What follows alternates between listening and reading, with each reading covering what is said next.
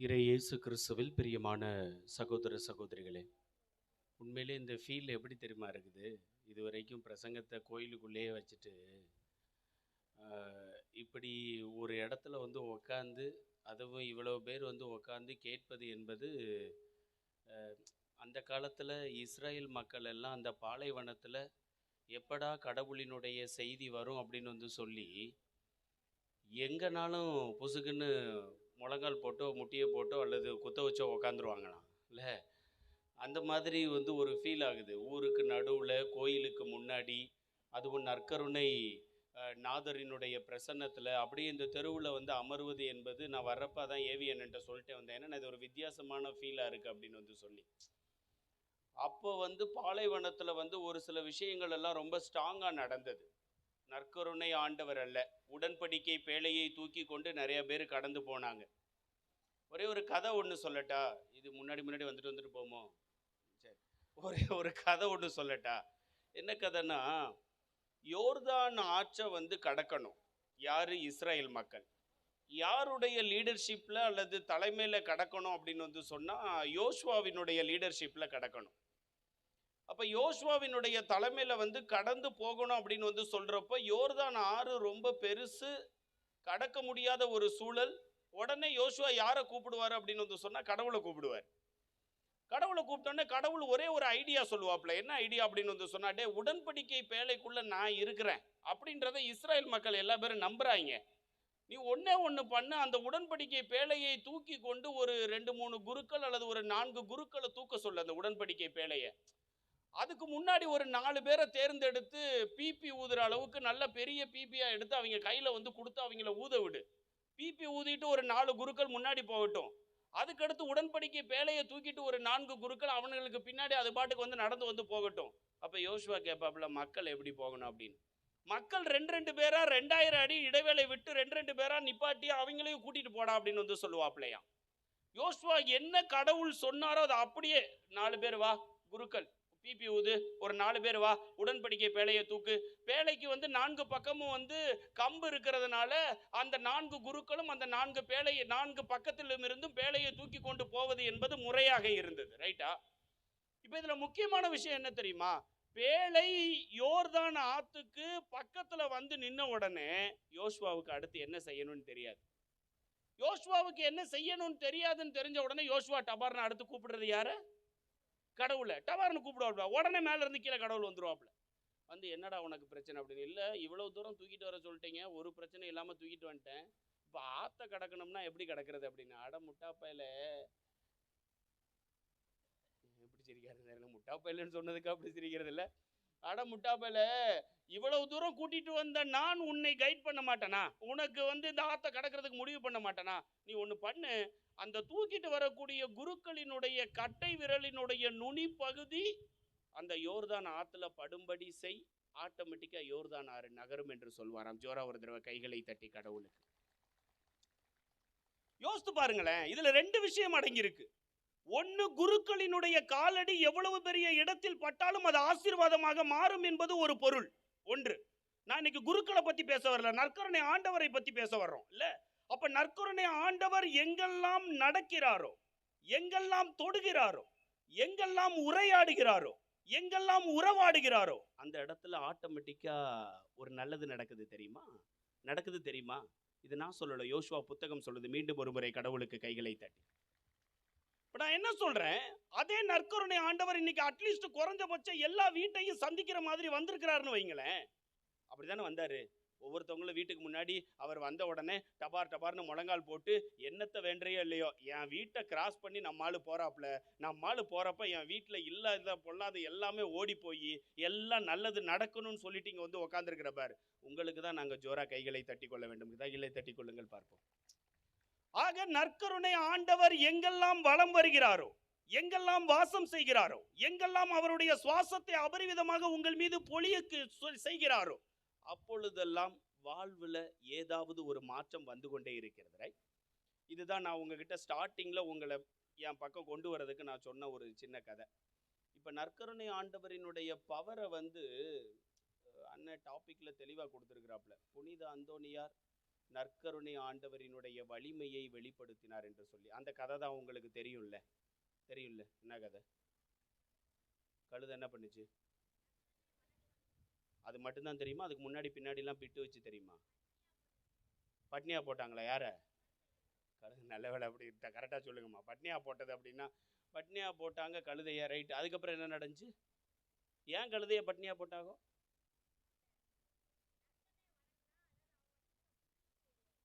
ஆமா, அங்க உள்ள மக்கள்கிட்ட நற்கருணை பக்தி கிடையாது. அதான ஸ்டார்டிங்கு. ஒன்று, நற்கருணை பக்தி கிடையாது அப்படின்ற மக்கள் கூட்டத்துக்கு மத்தியில் ஒரு தலைவன் ஒருத்தவன் உருவாகிறான். நான் இந்த கூட்டத்துக்கு சப்போர்ட்டு, நானும் சொல்றேன், நற்கருணை பக்தி கிடையாதவன் நானும். இப்ப நற்கருணை பக்தி இருக்கணுன்றதுக்கு என்னடா பண்ணணும்னு கேட்கிறப்போ, கழுதைக்கு தேவையான புல்லையும் தண்ணியையும் ஒரு ஓரமா எடுத்து வைக்கிறான். ரைட்டா? 4 நாளோ 3 நாளோ, எத்தனை நாளுமா? 3 நாள். என்னை விட புதுமைகளை நல்லா தெரிஞ்சு, அப்புறம் இங்கேயே கடந்தா அப்புறம் அதானே. அதான் அந்தோன்ராஜ் அண்ணன்ட்ட கேட்டேன்னு, எப்போ பூசை வச்சாலும் கூட்டம் வருதுண்ணே அப்படின்னு வந்து கேட்டப்ப 2 விஷயம்தான் அவர் சொன்னாப்புல. என்ன தெரியுமா? தோட்டம்னா கூட்டம் வரும், பூசைன்னா கூட்டம் வரும். ஜோரா ஒரு தடவை உங்களை கைகளை தட்டிக்கொள்ளும். ஒரு சில பங்குகள்லாம் பிதாசுன்னு போட்டதுக்கு அப்புறம் தான் ஆளே வரும். ஆனால் நம்ம இதில் ஜெவமாலை சொல்கிறப்பே பாதி வந்துடுது இல்லை. இப்போ என்னன்னா, எதில் விட்டேன் 3 நாள் வந்து பட்னியா கிடந்தாப்புல இல்லை, கடந்துச்சு இல்லை கழுதை. இப்போ 3 நாள் பட்னியா கிடந்த கழுதைய 3 நாளைக்கு அப்புறம் ஒரு புல்லையும் தண்ணியும் கொடுக்குறப்ப ஆட்டோமேட்டிக்காக அங்கே தானே போய் தேடி போகும், பசிக்குது அப்படின்னு வந்து சொல்லி. இந்த கழுதை புல் இருக்கான், தண்ணி இருக்கான். அந்தோனியார் நற்கருணை ஆண்டவரை கொண்டு வந்துக்கினே இருக்கிறாப்புலையா, புல்லையும் சாப்பிடலையாம், தண்ணியும் சாப்பிடலையாம். நற்கருணை ஆண்டவரை பார்த்து அப்படியே முழந்தால் படியிட்டு தெண்டனிட்டு, நீ எப்படி இப்போ வீட்டுக்கு முன்னாடி வணங்குனையோ, அதுக்காண்டி நான் உன்னை கழுதுன்னு சொல்லலைன்னு தப்பாக எடுத்துக்கிற கூடாது, நீ எப்படி தெண்டனிட்டு வந்து வணங்குனையோ அதே மாதிரி ஃபஸ்ட்டு 2 காலு முன்னாடி உள்ள காலை பெண்ட் பண்ணி அழகாக வணங்குச்சாயா.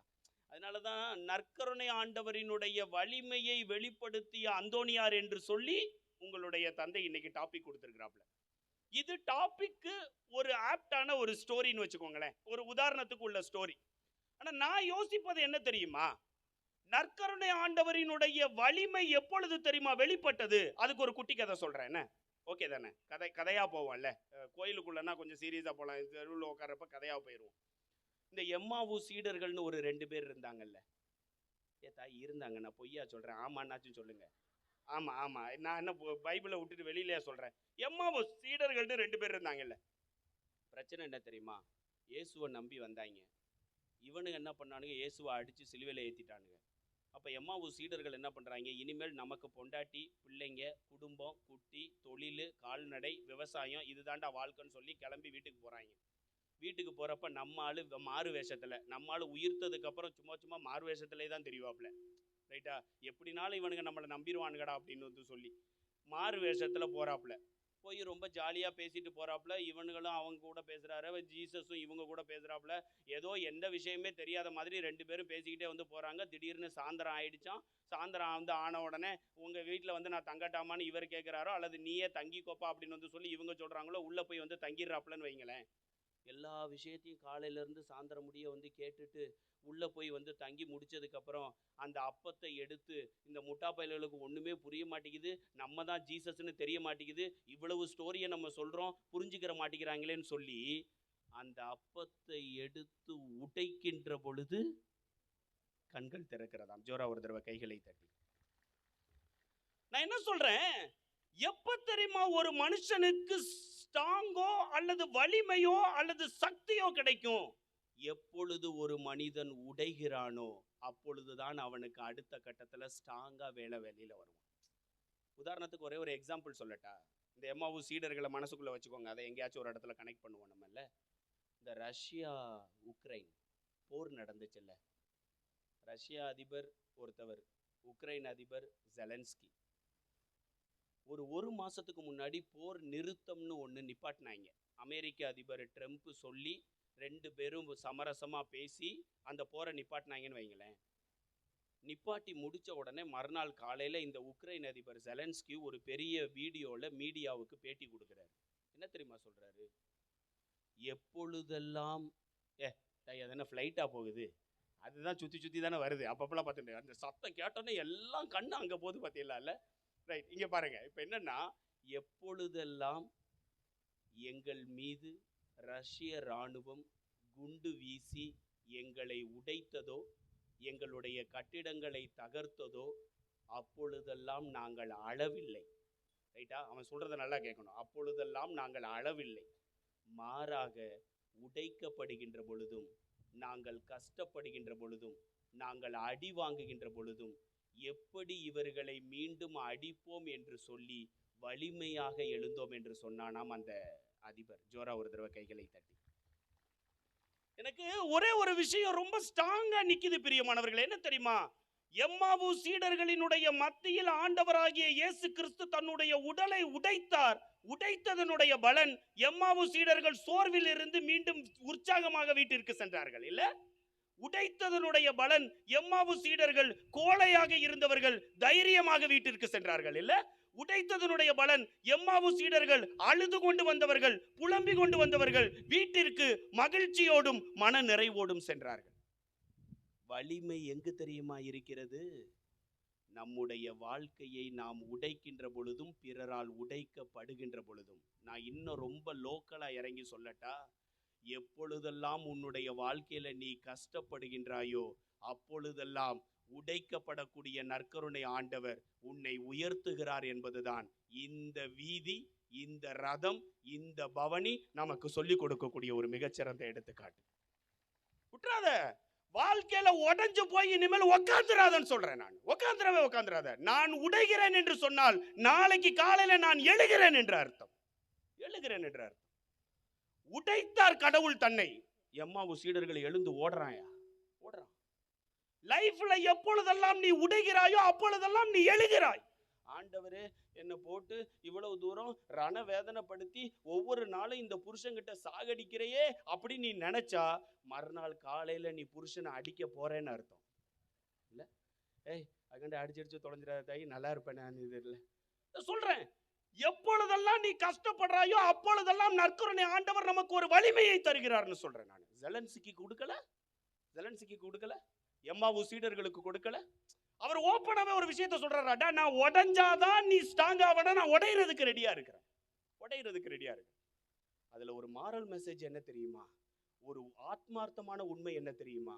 எவன் ஒருவன் சொசைட்டில கஷ்டப்பட்டு சின்ன பின்னமாயி சீரழிஞ்சு நிற்கிறானோ, அவன் அனைவரும் நற்கருணை ஆண்டவரால் உயர்த்தப்படுவான் என்பதுதான் இன்றைய நாளில் அந்தோனியார் வழியாக நற்கருணை ஆண்டவர் நமக்கு சொல்லக்கூடிய ஒரு மிகப்பெரிய செய்தி. பிரியமானவர்களை, ஜோரா ஒரு தடவை கைகளை தட்டி. 38 ஆண்டுகளாக முடக்குவாதமுற்ற மனிதன், கிட்டத்தட்ட 38 ஆண்டுகள்னா நான் யோசித்து பார்க்கிறேன். 38 ஆண்டுகளா எப்படியா ஒரே படியில ஒரே மனுஷன் காலு கை விளங்காம உட்கார முடியும்ல?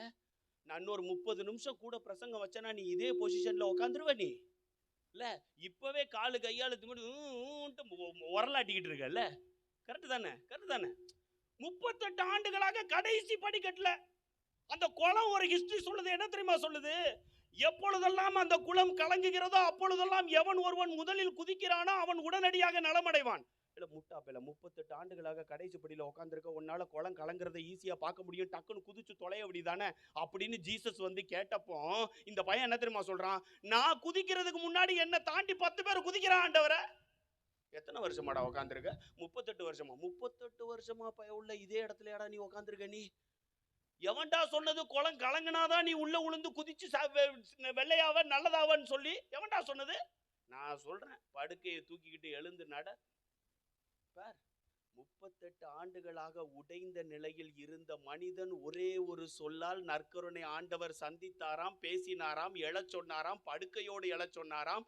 எழுந்த அந்த நிமிடம் வலிமையோடு ஊரு ஃபுல்லா சுத்துறான் அந்த மனுஷன். அந்த மனுஷனுக்கு ஜோரா ஒரு தடவை கைகளை இல்ல பாருங்களேன், எங்கெல்லாம் உடைப்பு இருக்கிறதோ அங்கெல்லாம் வலிமை இருக்கிறதுன்னு சொல்றேன்.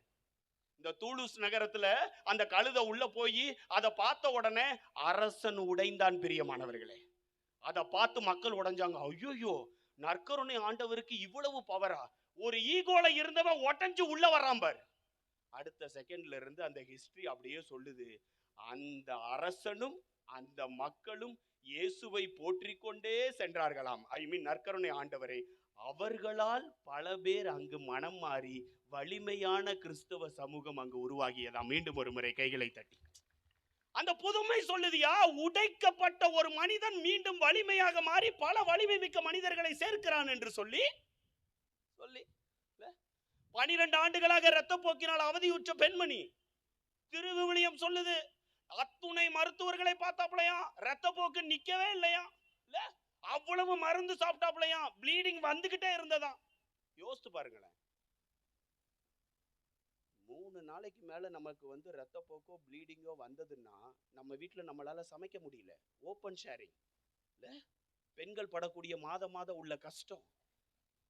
3 நாளைக்கு அப்புறம் நம்மகிட்ட ப்ளீடிங் வந்தது அப்படின்னு வந்து சொன்னா எந்த டாக்டரை தேடி போகணும்னு ஓடுறோம், கதறோம். நேத்து நைட்டு ஒரு அம்மா எனக்கு போன் அடிக்குது, 60 வயசு ஆகுது ஃபாதர், ப்ளீடிங் நின்றுச்சுன்னு சொல்லி கர்ப்பப்பையை கட் பண்ணது டாக்டர் ஃபாதர், கர்ப்பப்பை காணாம போனதுக்கு அப்புறமும் என் வயிற்றுல இருந்து இன்னைக்கு காலையில ப்ளீடிங் வருது ஃபாதர், எனக்காண்டி பிரேயர் பண்ணிக்கோங்கன்னு சொல்லுது. இல்ல, கர்ப்பப்பை இருந்தாதான் ப்ளீடிங் வரும்னு சொல்லி டாக்டர் சொல்றாங்க. கர்ப்பப்பையே இல்லாம ப்ளீடிங் எப்படி ஆகுதுன்னு நான் யோசித்து பாக்குறப்போ, அம்மா என்னம்மா பண்ண சொல்ற, நான் பிரேயர் பண்றேன். அந்த 12 ஆண்டுகளாக ரத்த போக்கினால் அவதியுற்ற அந்த பெண்மணியினுடைய அதிகாரத்தை ஒரே ஒரு தடவை வாசிமா, நீ இப்ப உடஞ்சு போய் இருக்குன்றது எனக்கு தெரியும், தொட முடியாது இயேசுவினுடைய இதை, நேரா கோயில்ல போய் உட்காந்து ஏதாவது பிரேயர் பண்ணுமான்னு தான் சொல்லி அனுப்ப முடிஞ்சது. இல்ல, அவ்வளவு கஷ்டம், அவ்வளவு துன்பம். இல்ல, யோசித்து பாருங்களேன். 12 ஆண்டுகளாக ரத்த போக்கினால் அவதியுற்ற பெண்மணி 12 ஆண்டுகளாக அத்துணை மருத்துவர்களை பார்த்தும் ஒரு மருந்தும் குணமாகாத நிலையில் உடைபட்டு நொந்து நூடுல்ஸ் ஆகி கேவலப்பட்டு அசிங்கப்பட்டு எந்த ஃபங்க்ஷனுக்கும் போகாம நிம்மதியா ஒரு சோறு தண்ணி சாப்பிட முடியாம கஷ்டப்படக்கூடிய அந்த பெண்மணிக்கு வலிமை எது தெரியுமா சேர்த்தது? என் தெருவுக்குள்ள இயேசு கிறிஸ்து வந்திருக்கிறாப்ல, மருத்துவர்களை பார்த்தேன் ஒன்றும் முடியல, மருந்து பார்த்தேன் ஒன்றும் சுகமாகல, நானே ஒன்று சொல்லிக்கிறேன், நான் இயேசு கிறிஸ்துவ முகத்தெல்லாம் பார்க்க வேணாம், அவருடைய ட்ரெஸ்ஸை போய் தொட்டா போதும், இல்ல தொட்டா போதும், நான் நலமடைவேன். அல்ல, நான் என் வேலையை ரெகுலரா பார்ப்பேன். ஐ மீன், உடைக்கப்பட்ட அந்த பெண்மணி, உடைந்த அந்த பெண்மணி தொட்டால் போதும் நான் உருவாகுவேன். கைகளை தட்டி கொள்ளுங்கள் பிரியமானவர்கள். அந்த 12 ஆண்டுகளாக அவளுடைய நம்பிக்கை என்பது வேறு, அவளுடைய மனநிலை என்பது வேறு. இல்ல, நான் தொட்டா நலமாவென்றது நம்பிக்கை, தொட்டு நலமாகி நான் மீண்டும் உருவெடுத்து என்னுடைய குடும்பத்துக்கு நான் சேவை செய்ய போறேன் பாரு, அதுதான் என்னுடைய டெஸ்டினேஷன். இல்ல, எய்ம். ஒன்று தெரியுமா, சீடர்கள் நைட்டு ஃபுல்லா மீன் பிடிச்சாங்களாம், மீன் ஒண்ணுமே கிடைக்கலையாம். மறுநாள் காலையில சாப்பாட்டுக்கும் காசுக்கும் வழி இல்லாம நொந்து நூடுல்ஸா போய் உடபட்டு தான் கடற்கரை ஓரமா உட்காந்துருக்கிறாங்க. அப்பதான் நம்மாளு என்ட்ரி. யாரு நம்மாளு? ஏசப்பா என்ட்ரி, அப்படிதான் சொல்லுவீங்களா தாயி? ஏசாப்பா, ரைட்டு, ஏசப்பாவோட என்ட்ரி. ஏசப்பா என்ன தெரியுமா பண்ணாப்புல, என்னடா இங்க உட்காந்துருக்கீங்க அப்படின்னு ஓப்பனாவே ஒரு ஸ்டேட்மெண்ட் சொல்றானுங்க. சும்மா இருங்க, நீங்க யாரு என்னெல்லாம் எங்களுக்கு தெரியாது, நைட்டு ஃபுல்லா கடலுக்குள்ள போனோம், ஒரு மீன் மாட்டலை, கிட்டத்தட்ட செத்து நொந்து போயிருந்தாங்க கடற்கரையில. இல்லை வா, அங்கே போவோமா, சும்மா டூருக்கு போகிற மாதிரி, அங்கே போவோமா, போகலாம் இல்லை, அவங்க வர்றேன்னு சொல்கிறதே பெரிய விஷயம் இல்லை. நைட்டு ஃபுல்லாக அதில் ஒருத்தவன் சொல்கிறான், மறுமையாக ஆழத்தில் போய் மீனை போட சொல்கிறீரு, நைட்டு ஃபுல்லாக அந்த ஏரியாவில் தான்யா பார்த்தேன், இந்த ஏரியாவுக்கு போனேயாடா, வாடா வா வா வா கூப்பிட்டு போகிறேன் வா. உடைப்பட்டவன் இயேசுவோடு ட்ராவல் பண்ணுறான், கொஞ்ச நேரத்தில் சைகை காட்டி கூப்பிடுறான், ஏலே வாங்கடா, வலை ஃபுல்லாக மீன் அப்படின்னு. இல்லை, எங்கெல்லாம் நாம் உடைகின்றோமோ அங்கெல்லாம் நற்கருணை ஆண்டவர் நம்மோடு இருக்கிறார் என்பதற்கு தான் இவ்வளவு எடுத்துக்காட்டு சொல்றேன். ஏன் தெரியுமா, நற்கருணை ஆண்டவரே தன்னுடைய வலிமையை காண்பிப்பதற்கு எம்மாவு சீடர்கள் முன்னாடி உடைச்சுதான் காமிச்சாப்ல, உடைச்சுதான் காமிச்சாப்ல. யோசித்து பாருங்க பிரியமானவர்களே, வாழ்க்கையில கஷ்டம் வர்றப்ப முதல்ல தேடுவது கடவுளாக இருக்கட்டும், அதுக்கப்புறம் உன் கட்டின புருஷனை தேடுன்னு சொல்றேன். தேடு, கடவுளை முதல்ல தேடு. நான் உடைஞ்சு போய் இருக்கிறேன், +2ல ஃபெயிலு, 10th ஃபெயிலு, நான் எதிர்பார்த்த மார்க் வரல, மார்க்காயா வாழ்க்கை? இல்லை, அடுத்த ஸ்டேஜ் என்ன, அதுதானே வாழ்க்கை. இல்லை, அதுதானே வாழ்க்கை. இதை வச்சுட்டு நான் உடஞ்சு போய் இருக்கிறேன் அப்படின்னா இல்லை, +2 10th தேர்வு எழுதுறதுக்கு முன்னாடி எழுதிட்டு வந்ததுக்கப்புறம் ஃபோன்லாம் எப்படி தெரியுமா வரும், ஃபாதர் நான் நல்லா எக்ஸாம் எழுதியிருக்கிறேன் ஃபாதர், இருந்தாலும் அந்த கொஸ்டின் இந்த கொஸ்டின் சரியாக எழுதலை ஃபாதர், இந்த டீச்சர் வந்து எனக்கு திருத்துவாங்கல்ல, திருத்துற டீச்சர் என் பேப்பரை திருத்துற மட்டும் தூங்கிட்டுறாங்க அப்படின்னு வந்து சொல்லி ப்ரேயர் பண்ணுங்களேன் அப்படிங்குது. இல்லை, எதுக்கெல்லாம் ப்ரேயர் பண்ண வேண்டியதா இருக்கு பாருங்க. இதாச்சும் பரவாயில்ல, எதுவுமே எழுதல ஃபாதர் அப்படின்னு நேற்று திருத்தின ஒரு ஆசிரியர் என்கிட்ட கைத்தாரில் இருந்து சொல்றாப்புல, இந்த பேப்பரை திருத்தினவர், ஃபாதர் ஒன்றுமே எழுதி வைக்க மாட்டேங்கிறாங்க ஃபாதர், ஆனால் பாஸ் போட்டிங்களானே அப்படின்னு கேட்டேன். பாஸ் போட்டேன் ஃபாதர். எப்படி பாஸ் போட்டீங்க அப்படின்னா, 2 வரி எழுதுனதுக்கப்புறம் 3வது வரி கீழே எழுதி வச்சிருக்காங்க. இங்கே பாருங்க, என் குடும்பத்தில் நான் ஒத்த பிள்ளை. எதில்? பேப்பரில். என் குடும்பத்தில் நான் ஒத்த பிள்ளை. எங்கள் அம்மா அப்பா என்னை ரொம்ப கஷ்டப்பட்டு படிக்க வச்சுக்கிட்டு இருக்கிறாங்க. ஆனால் எனக்கு படிப்பு மண்டையில் ஏறலை, அதனால நான் எக்ஸாமில் சரியாக படிக்கலை. இந்த பேப்பரை பார்த்து திருத்தி கொண்டிருக்கக்கூடிய உங்களுக்கு ஒரு அன்பான வேண்டுகோள். அவன் விட்டுருக்கான். எதில்? Public exam. இதில் தயவு செய்து என்னை பாஸ் பண்ணி விடுமாறு உங்களை தாழ்மையோடு கேட்டுக்கொள்கிறேன்னு சொல்லி கொஸ்டினை முடிச்சிருக்கிறாயா. அவர் என்ன பண்ண சொல்றாரு? அவர் சரி சரி போய் தொலைது போ, ஃபெயில் ஆனா பாவம் நம்ம வாழ்க்கை நம்மளுக்கு வந்து இப்படிதான் ஆகுமா அப்படின்ற அவர் வந்து பாச போட்டிருக்கிறாப்ல. இது என்னன்னா, யார் யாரெல்லாம் உடைக்கப்படுகின்றானோ அவன்லாம் ஒரு விஷயத்தை தெளிவா சொல்லி வைக்கிறான். என்ன தெரியுமா? ப்ரேயர் பண்ணுங்க கடவுள்.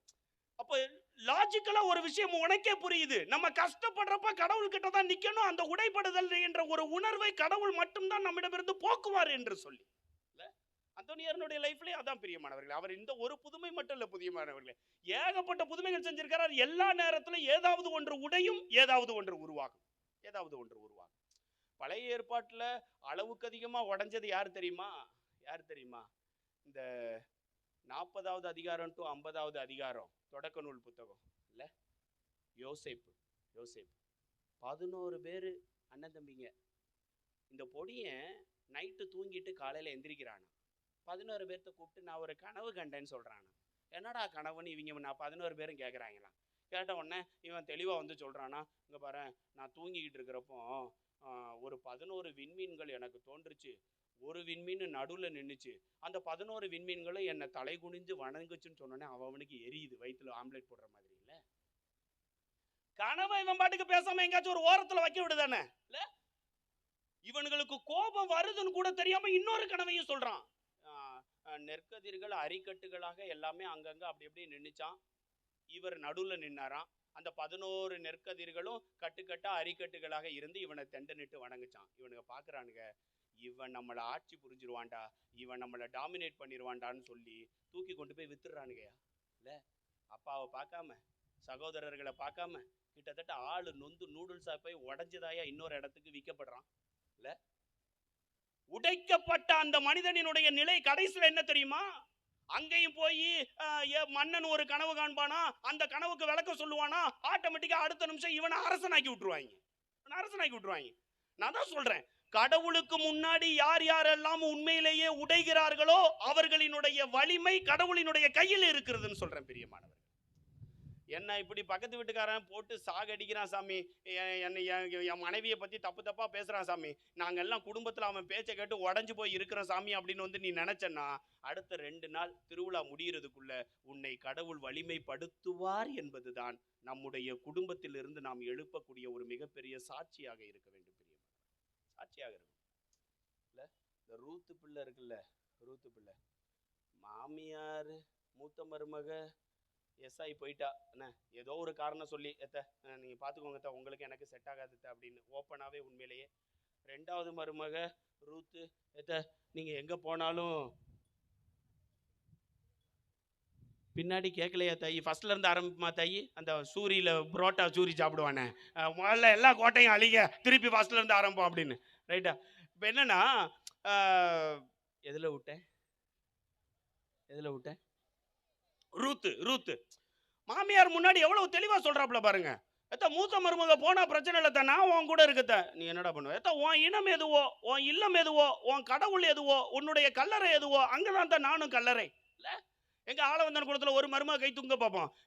உங்க இனம் எதுவோ, உங்க இல்லம் எதுவோ, உங்களுடைய கடவுள் எதுவோ, டு த கிளைமேக்ஸ் நீங்க எங்க செத்து போவீங்களோ அங்கதான் நானும் செத்து போவேன்னு சொல்லக்கூடிய ஒரு மருமக கை தூங்க நற்கரணை ஆண்டவரை இறக்கி வச்சுட்டு மருமகளை மேலே ஏற்றிடலாம். வாய்ப்பே இல்லை. ரூத்து பாருங்களேன், இந்த சீன்லாம் முடிஞ்சதுக்கு அப்புறம், நான் உன்னை நம்பி வந்திருக்கிறேன், எனக்கு நீ என்ன சாப்பாட்டுக்கு செய்ய போறன்னு கேட்கிறப்போ மாமியார் ஒய்யாரமா படுத்துக்கிட்டு ஒரு விஷயம் சொல்றாப்ல. என்ன தெரியுமா? இங்க போவாசுன்னு ஒரு அரசன் இருப்பான். அவன்கிட்ட நிறைய இது இருக்கு, நிலம் இருக்கு. அந்த நிலத்துல வந்து தினமும் போய் வந்து கதிர் கொய்வாங்க. அந்த கதிர்ல இருந்து நெல்மணியா பொத்து பொத்துன்னு வந்து விழும். ஒரு பாக்கெட் ஒன்று எடுத்துக்கோ, வெள்ளை பைய எடுத்துட்டு போய் அந்த நெற்கதிர்களை எடுத்து பொறுக்கிட்டு வா. நீ எவ்வளவு கதிர் பொறுக்கிறியோ நம்ம 2 பேரும் ஷேர் பண்ணி சாப்பிட்டுக்கிறோம். ரூத்துவினுடைய எண்ணம் வேறு பிரியமானவர்களே. அத்தை கூட போனா நம்மள அத்தை சந்தோஷமா பாத்துக்கிடுவாங்கன்னு வச்சா பாரு ஆப்பு அத்தைய இல்ல, போய் பொறுக்கிட்டு வந்து நீ கொடுத்தாதான் நம்ம 2 பேத்துக்கு சாப்பாடு இல்ல. மனுஷி மாமியார நம்பி வந்தவ மருமக கஷ்டப்பட்டு தாயா முதல் நாள் வேலைக்கு போறா. நான் சொல்லல, திருவிவிலியம் சொல்லுது. மனம் இறங்கி மாமியாருக்காண்டி விளைநிலத்துல போய் ஒவ்வொரு நெல்மணியா பொறுக்கிறாப்ல.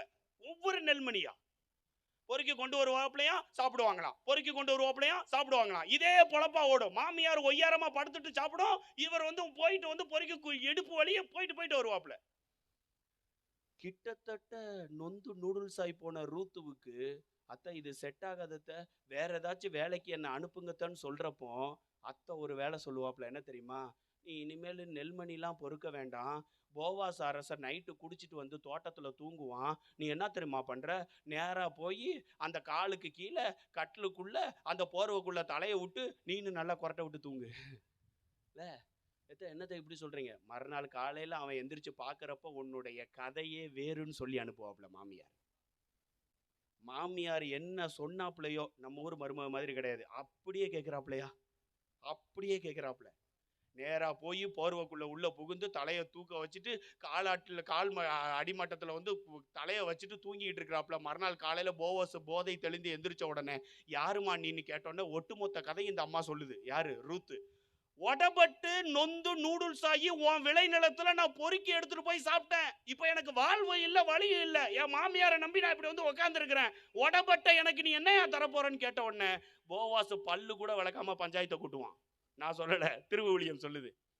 நேரா பல்லு கூட விளக்காம ஒரு 10 பேர் தெருவில் வந்து உட்காந்துருப்பாங்களா, அவங்கள கூப்பிட்டு இங்க வாடா, இந்த பிள்ளை அவ்வளவு தூரம் கஷ்டப்படுதுடா அப்பா சாமி, இதுக்கு ஏதாச்சும் ஒரு முடிவு பண்றான்னு. அங்க நம்ம ஊர்ல இருக்கிற ஒரு மீசக்கார தாத்தா மாதிரி அந்த பஞ்சாயத்துல ஒரு தாத்தா, ஏன் இந்த பிள்ளைக்கு நீ இவ்வளவு வக்காலத்து வாங்குற, பேசாம நீயே கட்டிக்கிட்டான அப்படின்னு ஒரு ஐடியா சொன்ன உடனே போவாஸ் அடுத்த நிமிடம் தன்னுடைய ரூத்துவை தன்னுடைய மனைவியாக அரசன் என்ற ஒரு நிலையிலிருந்து ரூத்துவை அரசி என்ற ஒரு நிலைக்கு மாற்றியதனுடைய கிளைமேக்ஸ் தான் பிரியமானவர்களே ரூத்து புத்தகம். ஜோரா ஒரு தடவை கைகளை தட்டி. இதுல 2 விஷயம் என்ன தெரியுமா? மருமக எல்லாரும் தயவு செய்து மாமியார் பேச்ச கேளு, நல்லா இருப்ப, நீ அரசியாக மாறுவாய். 1. 2வது, உடைபட்ட மருமகள்கள் அனைத்திற்கும் கடவுள் கரெக்டா ஒரு பதில் சொல்லுவாப்ல. நீ அரசிடா, நீ அரசி. மாமியாரால கஷ்டப்படுறையா, உடைபடுறையா, நொந்து நூடுல்ஸா போறையா? இப்ப அப்படி மாமியாரால யாரும் கஷ்டப்படுற மாதிரி கேஸ்லாம் வர்றதில்ல, மாமியார் தான் கஷ்டப்படுற மாதிரி கேஸ் வருது இல்ல. இவளை கூட்டி கொண்டு வந்து உள்ள வச்சுக்கிட்டு நாங்க படுற பாடு இருக்கே சாமி அப்படின்னு இல்ல இல்ல இல்ல. யோசித்து பாருங்களேன், உடைபட்ட ரூத்துவுக்கு கிடைத்த ஒரு மிகப்பெரிய பரிசு என்ன தெரியுமா? அரசி. அரசி. ஜோரா ஒரு தடவை ரூத்துவுக்கு கைகளை தட்டி. திருவிவிலியத்துல யார் யாரெல்லாம் கஷ்டப்படுகிறார்களோ, யார் யாரெல்லாம் உடைபடுகிறார்களோ, ஸ்ட்ராங்கா வெளியில வந்து நிக்கிறாயா ஒரு சில மனிதர்கள். ஒரு சில மனிதர்கள், ஆபிரகாமா இருக்கட்டும், நோவாவா இருக்கட்டும், மோயிசனா இருக்கட்டும், இல்ல இல்ல. ஐயோ ஐயோ, இந்த தாவீது பெத்சபாவை வந்து தகாத முறையில வந்து உடல் உறவு கொண்டு ஒரு குழந்தையை பெத்தெடுத்துருவாப்ல இல்ல. புருஷனையும் கொன்றுவான் தாவீது. கிட்டத்தட்ட செத்து போன நிலைமைக்கு இருக்கக்கூடிய அந்த பெத்சபா ஒரு வேலைக்காரியை விட்டு கூப்பிட்டு சொல்லுவாப்ல. என்ன தெரியுமா? அந்த தாவீது அரசனால நான் கன்சீவா இருக்கிறேன், அவன்கிட்ட போய் சொல்லு அப்படின்னு சொல்லி நொந்து போய்.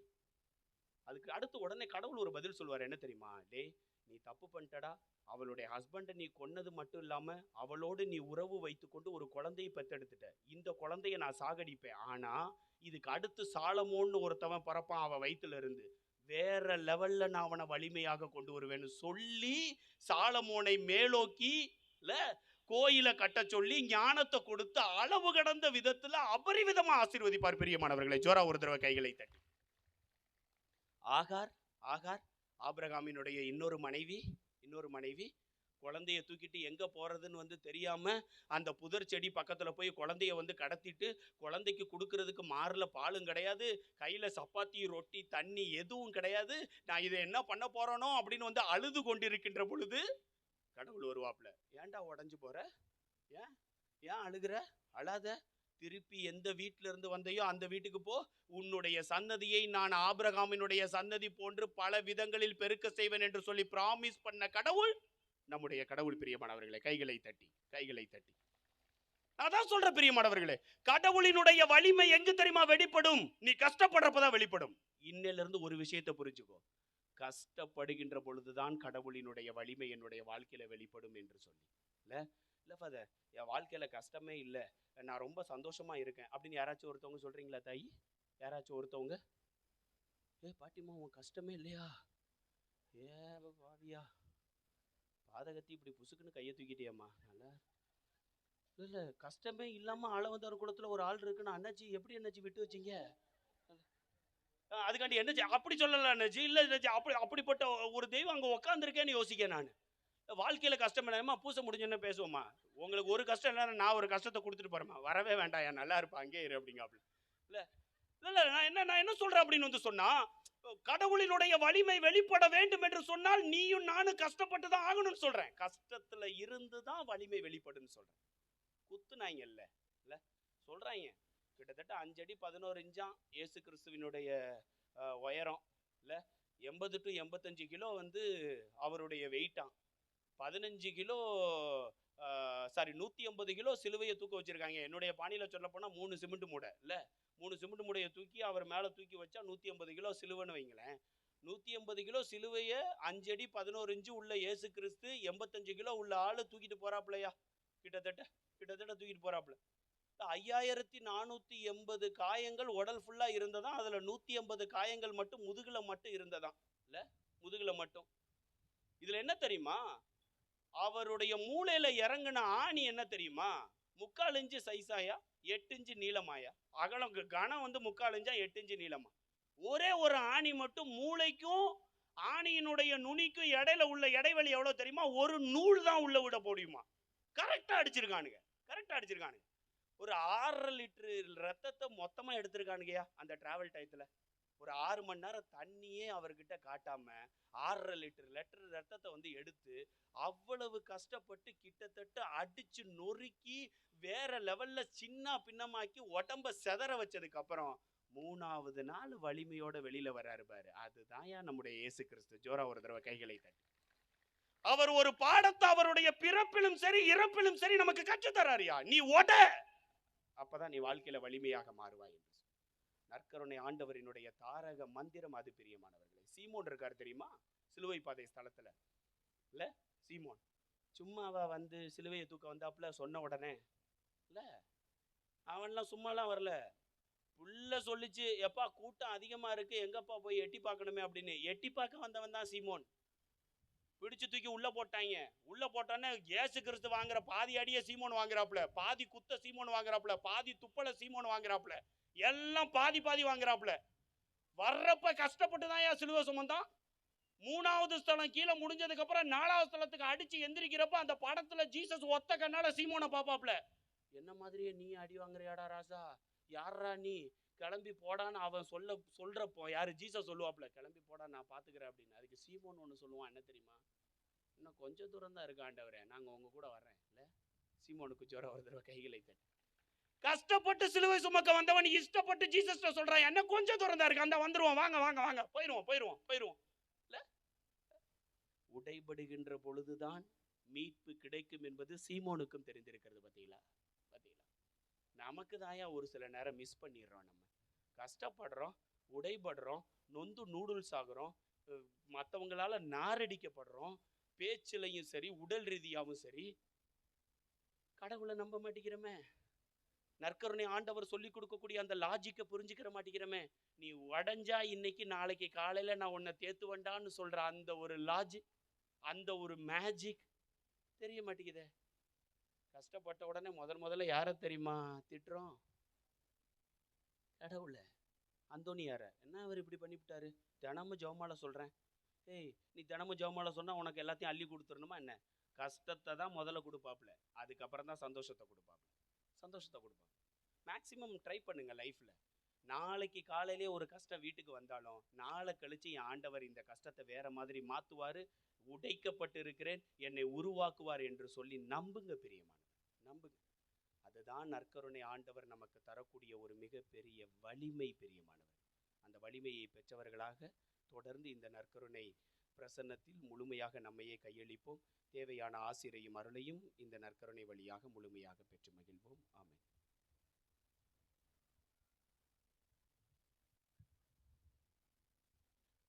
விழுந்தால் படியிடுவோம். நம்முடைய பயணத்தை தொடங்கும் வண்ணமாக மீண்டும் ஒரு முறை பக்தியோடு நற்கருணை ஆண்டவருக்கு முன்பாக அருட்தந்தை அவர்கள் சொன்னது போல, நாம் உடைக்கப்படுகின்ற பொழுது, நாம் சிதறடிக்கப்படுகின்ற பொழுது, நாம் சின்ன பின்னமாக்கப்படுகின்ற பொழுது ஆண்டவர் நமக்கு அருகிலே இருக்கிறார். உன்னை உருவாக்கியவன் நானே, உனக்கு உரு கொடுத்தவனும் நானே என்று சொல்லுகின்ற நற்கருணை ஆண்டவருக்கு முன்பாக நம் ஒவ்வொருவரையும், நமது குடும்பங்களையும், நமது ஊரையும், நமது ஊரில் இருக்கின்ற ஒவ்வொரு நபர்களையும், குறிப்பாக இக்காலங்களில் நமது ஊரில் சந்திக்காத நோய்களை நாம் சந்தித்து கொண்டிருக்கின்றோம். நாம் கேள்விப்படாத நோய்கள் நமது ஊருக்குள்ளே இப்பொழுது இருக்கிறது. நாம் அறியாத, நமக்கு தெரியாத பலவிதமான நோய்கள் நமது ஊரை இப்பொழுது ஆட்டி கொண்டிருக்கின்றது. நற்கருணை ஆண்டவருக்கு முன்பாக ஒப்புக் கொடுப்போம். இதோ பெரும்பாடுள்ள அந்த பெண் ஆண்டவருக்கு முன்பாக தன்னை ஒப்புக் கொடுத்தார், சுகம் பெற்றார். இது 38 ஆண்டுகளாக அந்த குலத்தின் அருகிலே இருந்த மகன் ஆண்டவருக்கு அருகிலே வந்தார், சுகம் பெற்றார் என்பது போல நமது ஊரில நோயினால் பாதிக்கப்பட்டிருக்கின்ற ஒவ்வொருவரையும் சிறப்பாக ஒப்புக் கொடுப்போம். சிறப்பான விதத்துல கேன்சர் வியாதியோடு போராடி கொண்டிருப்பவர்களை ஆண்டவர் பாதத்துல ஒப்புக் கொடுப்போம். டயாலிசிஸ் செய்தால் என்னால் வாழ முடியும் என்ற நம்பிக்கையோடு இருப்பவர்களை ஆண்டவருக்கு முன்பாக ஒப்புக் கொடுப்போம். இதோ என்னுடைய வாழ்க்கையில நான் சந்திக்க முடியாத நோய்களை, அறிந்து கொள்ள முடியாத நோய்களை என் உடலில் தாங்கிக் கொண்டிருக்கிறேன் என்று இதோ இந்த இடத்துல ஏதாவது ஒரு நிலையிலே நின்று கொண்டிருக்கின்ற ஒவ்வொருவரையும் நாம் ஆண்டவருடைய கரத்தில் ஒப்புக் கொடுப்போம். நான் உன்னை தொடுவேன், உன்னை தொட்டு குணமாக்குவேன், நீ என் பார்வையில் விலையேற பெற்றவன், நான் உன்னை ஆசிர்வதிப்பேன் என்று சொன்ன ஆண்டவரிடம் இதோ நோய்வாய்ப்பட்டிருப்பவர்களுக்காக ஜெபிப்போம். இன்னும் விசேஷ விதமாக என் அன்பு மக்களே, இந்த நாட்களில் தங்களுடைய தேர்வை எழுதி அடுத்த நிலைக்கு செல்ல இருக்கின்ற நமது ஊரின் அன்பு குழந்தைகளுக்காக ஜெபிப்போம். 12ஆம் வகுப்பு தேர்வு எழுதி முடித்தவுடன் நான் என்ன செய்வது, எந்த கல்லூரியில் சேர்வது என்று நினைத்து கொண்டிருக்கின்ற அவர்களுக்கு ஆண்டவர் விசேஷ விதமாக தன் கரம் பிடித்து அழைத்து சென்று நல்லதொரு கல்லூரியில் நம் அன்பு பிள்ளைகள் உயர்ந்த படிப்பு படிக்கும்படியாக செய்யும்படியாக நாம் ஜெபிப்போம். இவ்வேளையில வேலை வாய்ப்பு இல்லாமல் தவிக்கின்ற இளையோருக்காக ஜெபிப்போம். எனக்கு என்ன வேலை செய்வது என்று, நான் படித்த வேலை எனக்கு கிடைக்கவில்லையே என்று ஆதங்கத்தோடு ஆண்டவருக்கு முன்பாக இருக்கின்ற பிள்ளைகளுக்கு ஆண்டவர் நல்லதொரு வேலை வாய்ப்பை தரும்படியாக ஜெபிப்போம். இந்நேரத்துல விசேஷ விதமாக திருமணமாகியும் எனக்கு குழந்தை பாக்கியம் இல்லையே, நான் யாரிடம் செல்வேன் என்று சொல்லி இதோ தன்னந்தனியாக தவிக்கின்ற குழந்தை பாக்கியம் இல்லாத பிள்ளைகளுக்காக ஆண்டவருடைய கரத்துல நம்மையே ஒப்பு கொடுத்து ஜெபிப்போமா? இந்நேரத்துல ஆண்டவரே எனக்கு யாரும் இல்லையே என்று தன்னந்தனியாக வாழ்கின்ற ஒவ்வொருவருக்காக ஜெபிப்போம். ஆண்டவருடைய வலதுகரம் அவர்களை மீட்டு கொள்ளும்படியாக, நானே உன்னை மீட்டு கொண்டேன், உன்னை மீட்க இயலாதவாறு என்னுடைய கைகள் குறுகி விடவில்லை என்று சொல்லுகின்ற ஆண்டவருடைய கரத்துல இந்த ஜெபங்களுக்காக விசேஷ விதமாக ஜெபிப்போம். கண்களை மூடி ஜெபிப்போமா? எல்லோரும் ஜெபிப்போமா? குறிப்பாக என் அன்பு குழந்தைகளே, இன்றைக்கு ஆண்டவரை இதோ தங்களுடைய உடல் வழியாக, உள்ளத்தின் வழியாக, ஆன்மாவின் வழியாக அவருடைய பரிசுத்த இரத்தத்தை, அவருடைய பரிசுத்த உடலை பெற்றுக்கொண்ட அத்துணை பிள்ளைகளும் ஜெபிக்கும்படியாக ஜெபிக்கிறேன். இதோ இந்த நேரத்துல நீங்கள் ஜெபிக்கின்ற ஜெபத்தை ஆண்டவர் கேட்பார், நிச்சயமாக கேட்பார் என்ற நம்பிக்கையோடு ஜெபிப்போமா? வல்லமையோடு ஜெபிப்போமா? எங்கள் அன்பின் நல்ல பரலோக பிதாவே, உடைய பரிசுத்த நாமத்திற்காக நன்றி சொல்லுகிறோம். உடைய வல்லமையான கிருபைக்காக நாம் நன்றி சொல்லுகிறோம் தகப்பனே.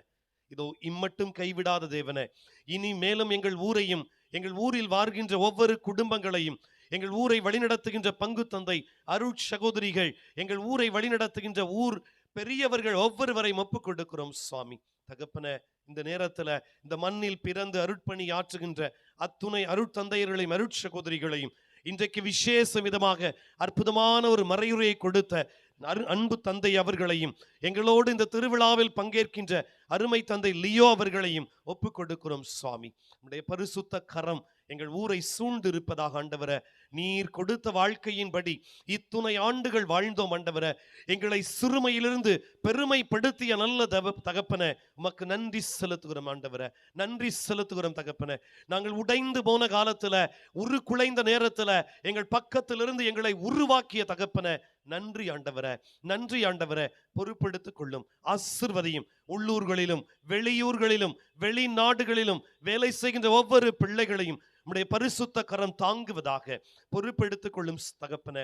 ஆசீர்வதிங்க, பலப்படுத்துங்க, சுகமாக்குங்க, தொட்டு நீர் வழி நடத்தும்படியாக எங்கள் ஆண்டவரும் மீட்பெருமான இயேசு கிறிஸ்துவின் வல்லமையுள்ள நாமத்தினால இந்த ஜெபத்தை ஏறெடுத்து ஜெபிக்கின்றோம் நல்ல பிதாவே.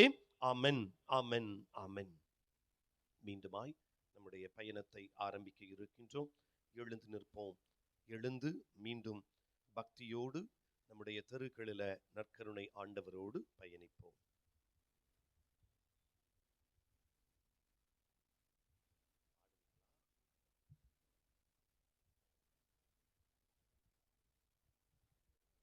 தயவு செய்து அனைவரும் மாண்புயர் கீதத்தை பாடி நம்முடைய ஊரின் முக்கியமான அந்த பகுதியில இயேசுவினுடைய ஆசீர்வாதத்தை பெறுவோம். மாண்புயரே வருள்ளனுமானத்தை தாழ்ந்து பணிந்து ஆராதிப்போம். முறைகள் அனைத்தும்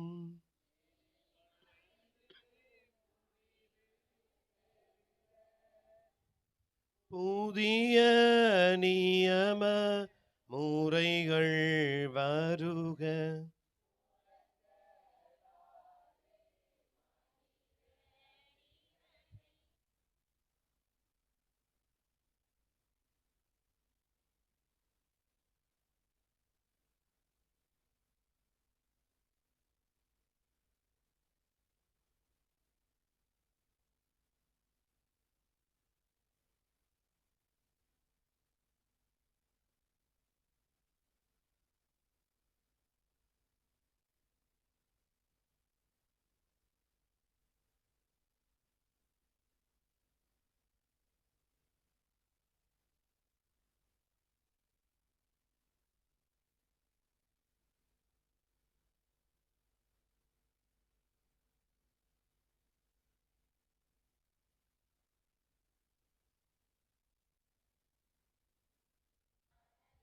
சம புகழ்ச்சி என்றுமே உண்டாகுக. ஆமென். திரியேக தேவன் வாழ்கவே.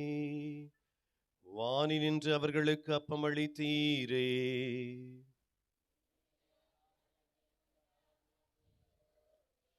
மன்றாடுவோமாக.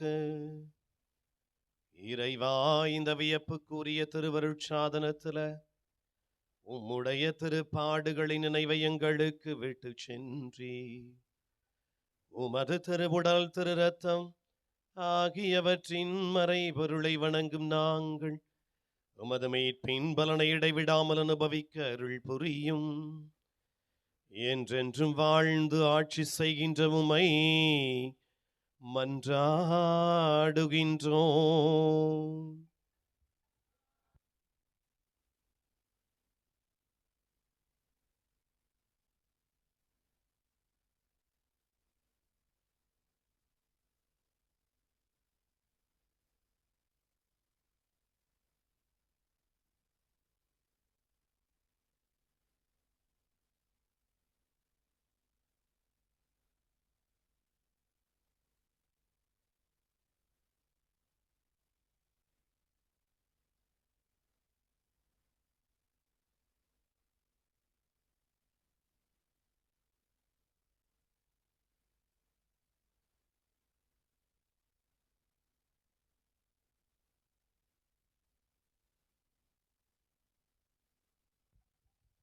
அன்பார்ந்தவர்களே, இப்பொழுது உடனடியாக பவனியானது மீண்டும் ஆரம்பமாகிறது.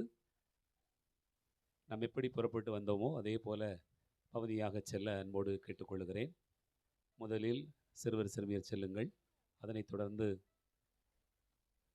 பெண்கள், அதனைத் தொடர்ந்து ஆண்கள் என்று பவனியாக செல்வோம். ஆலயத்திற்குள்ளாக செல்கிறோம். அங்கே இறுதி ஆசீரோடு இந்த பவனி நிறைவுக்கு வருகிறது. ஆகவே அனைவரும் இதே பக்தி உணர்வோடு கலந்து கொள்ள மீண்டுமாய் அன்போடு கேட்டுக்கொள்கிறேன்.